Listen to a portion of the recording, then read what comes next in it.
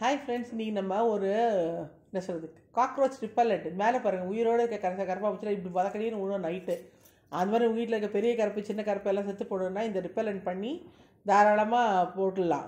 எல்லா ரூம்லேயும். ஆனால் at a time பண்ணணும், அது பெரிய காஷன், ஞாபகம் வச்சுக்கோங்க சரியா.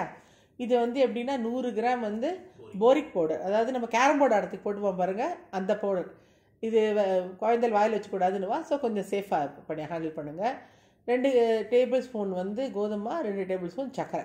ஓகேவா, இதுதான் நமக்கு தேவையான பொருள். முதல்ல போரிக் பவுடர் கொட்டிட்டு அது ஒரு மாதிரி லைட்டாக கட்டி தட்டுற மாதிரி இருக்கும், ஒன்று உருண்டையாக இருக்கும். அதெல்லாம் இல்லாமல் நைஸாக பண்ணிக்கோங்க எல்லாத்தையுமே. இது ரொம்ப எஃபெக்டிவாக இருக்கும். நான் ஒரு இது ஏன் சொல்கிறேன்னா, நாங்கள் சவுதியில் ஒரு 15-20 வருஷம் இருந்திருக்கோம். ஒரு தடவை கூட நாங்கள் பெஸ்ட் கண்ட்ரோல் கூப்பிட்டதே கிடையாது. எல்லோரும் வருஷம் கூப்பிட்டு 5 நாள் வீட்டை காலி பண்ணின்னு போவான், அடிச்சுட்டு 2 நாள் வேறு இருக்க முடியாதுன்னு. இதை பண்ணி தான் எல்லா ரூமும் போடும். ஆனால் ஒரே இது என்னென்னா அத்தனை ரூமுக்கு அட் அ டைம் போடணும், இல்லைனா ஒரு ரூமில் இருக்க கரப்பு அடுத்த மைக்ரேட் ஆகிடும். ஸோ நீங்கள் பண்ணி போட போகிற உருண்டை உங்கள் வீட்டுக்கு எல்லா ரூமுக்கும் வரணும். அதனால் அதை ஞாபகம் வச்சுக்கோங்க, விட்டுட்டு போட்டுறாதீங்க. என்ட்ரன்ஸு கொல்லை பக்கத்தில் கண்டிப்பாக போடணும், ஏன்னா பக்கத்தாத்துலேருந்து நம்ம அதுக்கு உள்ளே வரக்கூடாது. ஸோ சேஃபாக போடணும். அதனால் இது ரொம்ப எஃபெக்டிவாக இருக்கும்.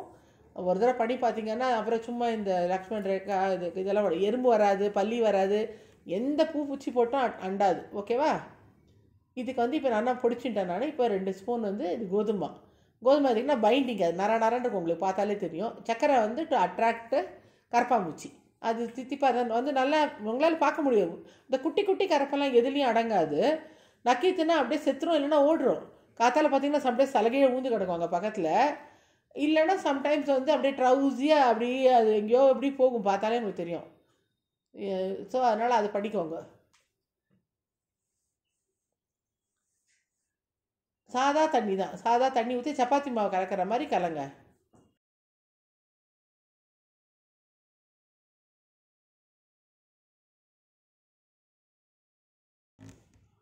அது நல்லா ஒட்டுக்கு அது வரன்னு இருக்கும்னு சொன்னேன் இல்லையா, அது அதனால் நல்லா அழுத்தி பிசைங்க. அது தண்ணி பூர்ணத்துக்கு இன்னும் நல்லா அழுத்தமாக பிசையணும்.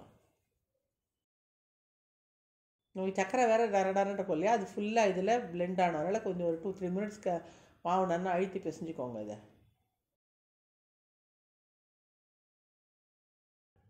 அவ்வளோதான். இதை இந்த மாதிரி இந்த உருண்டையாக உருட்டிக்கோங்க. நம்ம வெள்ளச்சீடை உருட்டுற மாதிரி சைஸு அது மாதிரி உருட்டி வச்சுக்கோங்க. தட்டில் வச்சுட்டு எல்லாத்தையும் உருட்டிக்கோங்க. உங்களுக்கு ஒரு ரூம்லேயும் எல்லா கார்னர்ஸில் போடணும், இல்லை சாக்கடை கிட்ட போடணும், அந்த மாதிரிலாம் இருந்ததுன்னா அந்த நம்பர்ஸ் எண்ணிக்கோங்க, எவ்வளோ வேணுமோ உங்கள் ஆத்துக்கு போடுறதுக்கு. அதுக்கேற்ற மாதிரி போடுங்க. 100 கிராமில் எவ்வளோ உருண்டை வருதுன்னு பார்ப்போம். இதோ ஸோ இது எல்லாத்தையும் ட்ரை ஆன பிறகு அந்தந்த இடத்துல கொண்டு போய் நம்ம வச்சிடலாம்.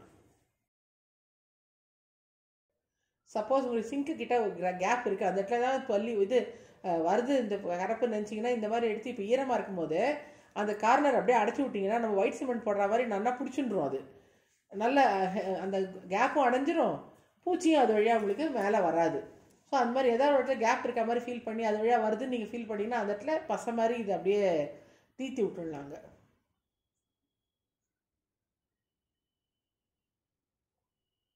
ஒன்று என்னென்னா இது கொஞ்சம் குழந்தைய வாயில எடுத்து போட்டுறக்கூடாது, உருண்டையாக இருக்க அழகான்னுட்டு. அது நீங்கள் கேர்ஃபுல்லாக நீங்கள் தான் பார்த்துக்கணும்.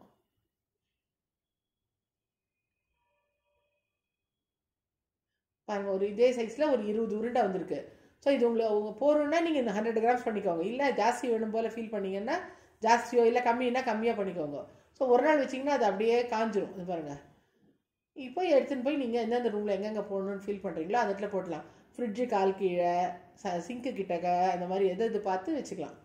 ஓகேவா. இது ஒன்றுமே ஆகாது. பெருக்கி வாரி போடாமல் பெருக்கும் போது இது வந்தால் கூட எடுத்து, இல்லை வேக்யூம் போடும்போது சக் பண்ணிடாமல் மறுபடியும் எடுத்து அந்த இடத்துல வச்சுக்கணும். இதை ஈஸியாக 2-3 இயர்ஸ் அப்படியே இருக்கும், ஒன்றுமே ஆகாது. ஓகேவா.